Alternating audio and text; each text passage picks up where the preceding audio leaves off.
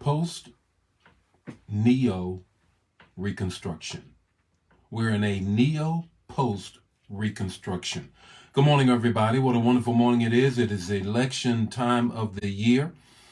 This coming Tuesday, it will be time for the midterm elections. And so I thought today and tomorrow, I want to deal with this whole election coming up. Good morning, Brenda. Good morning, Shajil. How are you on this morning? Want to talk about things from a biblical point of view with respect to the elections and us voting. Now, want you to be able to put things in context. Want you to be able to put things in context as you get ready to vote. Many of you have already voted. I know I've already voted, but want to just share this word with you on this morning. Good morning, Angela. Good morning, Barbara. How are you all on this morning? Good morning, Diane. How are you on this morning? Anitra, how are you on this morning? This morning, Sheratina, I want to deal with the post-Reconstruction. We are in a neo post-Reconstruction. And I think it's very important that we talk about this with respect to the election that's coming up. I'm going to give you the text to talk to take away 5 minutes or less. And this is what I need you to do. If it's your first, second, or third time joining us, please let us know who you are, where you are.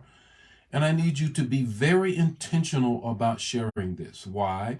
Because typically Facebook will use its algorithms to really depress the sharing of things like this, especially when it's not consistent with majority culture point of view.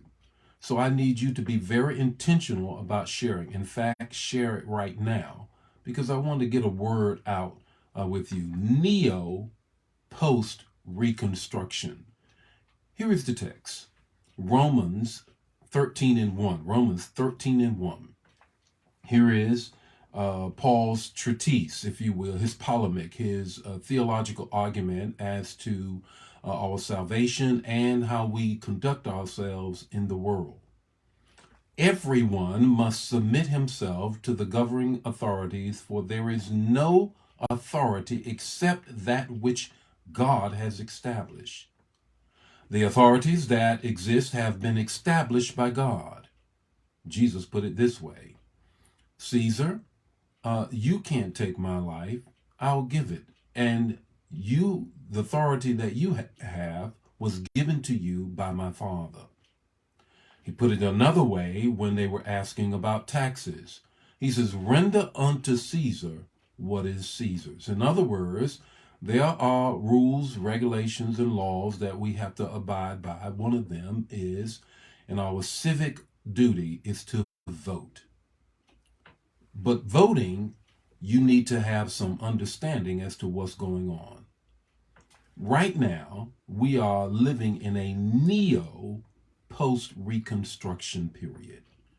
What do you mean by that? In the Reconstruction period, after the Civil War, when enslaved blacks, my great-great-great-grandfather and mother, and yours, many of you who are watching, were coming out of slavery and into a free society as freed slaves and already being free, the preponderance of their freedom in politics and in culture and in society became a threat to the southern states and majority culture.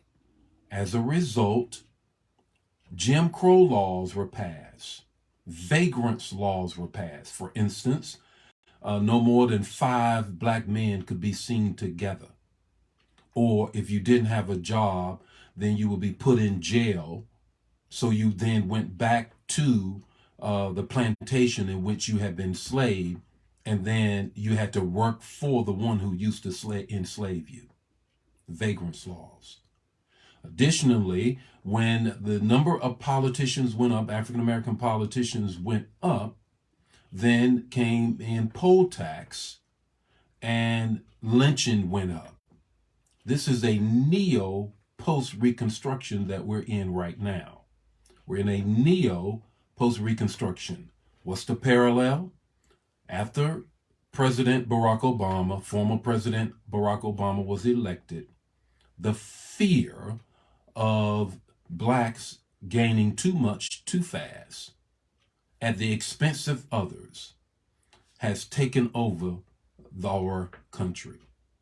That was tapped into by Donald Trump.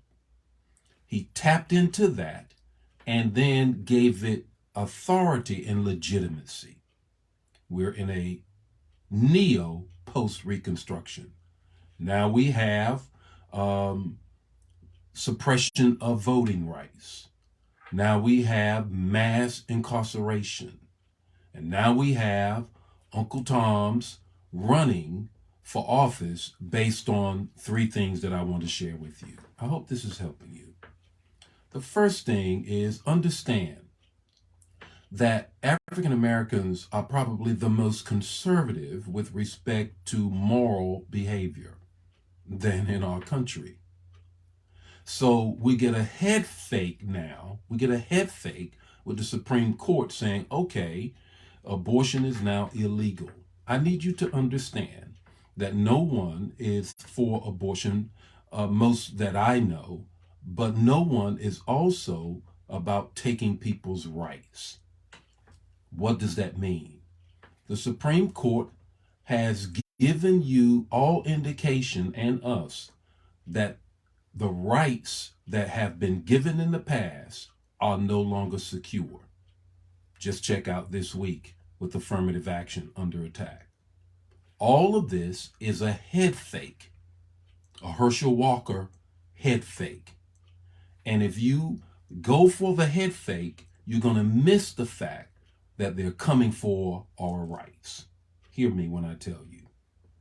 The second thing that is happening here is fear and power. Fear and power. There's a theory that has been purported and proclaimed here in America that came out of Europe, and it's called the replacement theory. The replacement theory. Now, that theory has to do with Europeans and majority culture saying that because of immigration, they are being replaced. Muslims in Europe and Hispanics and Mexicans here in America. Well, first of all, that's racist on its face, because how can one human replace another human? There you have it. But this whole replacement theory is saying, okay, liberals, Democrats, and African Americans are for replacing us so that they can keep power. Makes no sense. Makes no sense. Critical race theory. It's a theory that says this is how we got to where we are with respect to racism. Majority culture says you are now calling me oppressive and an oppression and an oppressor. Fear and power is what's happening. Let me help you put this election in context. The third thing is God is always on the side of the oppressed. He says, if you do this unto the least of these, you've done it unto me. He says, I always have room for the orphan, the widow, and the fatherless. The orphan, the widow, and the fatherless. He also speaks to the fact that there are some that have, when the children of Israel were moving throughout, these people are immigrants into our situation. Always will distinguish them, but would never oppress them. Bishop, why are you sharing all of this? Because I think it's very important that when we come up on this, we go back to Romans 13:1, where we understand our place in the culture and in society. Everyone must submit himself to the governing authorities, for there is no authority except that which God has established. The authorities that exist have been established by God.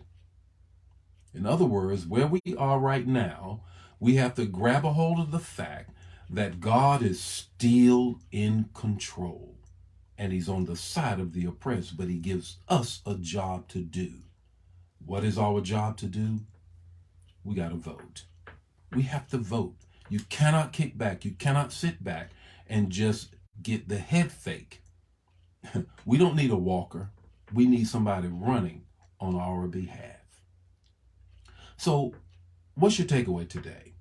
Your takeaway today is vote your values. Vote your values. And know that God is still in control. The Lord be with you today. His face shine upon you, give you peace. I just wanted to share this with you. I want to continue to share this with you because we have to understand where we are right now. And it is the job of principally those of us who find ourselves in the tradition of the African American church to speak truth to power and to empower our people by informing them. Don't keep this to yourself. Share this manna. I'll see you tomorrow morning with more morning manna. God bless you. Bye.